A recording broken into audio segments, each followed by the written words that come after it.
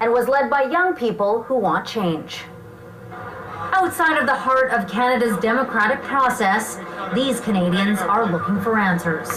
I think it's important to all Canadians that this be investigated seriously. They are calling for an independent public inquiry into the robocall scandal, in which thousands of voters allegedly got phone calls directing them away from the proper polling stations in last May's election.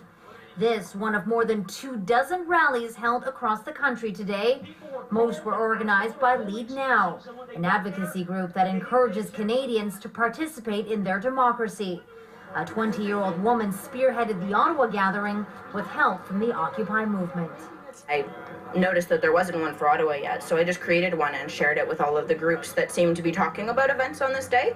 This is the seat of our democracy right here. It would be silly for us not to try and host something here. There was some disappointment, though, with the turnout in our nation's capital.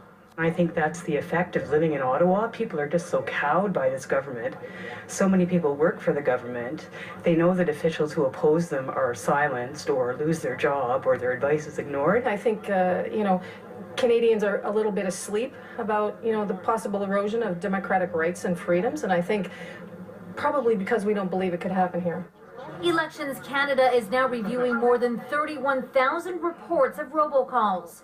Prime Minister Stephen Harper has denied any wrongdoing. I guess what disturbed me most is that nobody really knows anything about it. There's some people saying it's the Conservatives, some people saying it's the Liberals. Nobody really knows. That's the thing. Now, the group in Ottawa isn't letting smaller numbers deter them from speaking out. Another rally is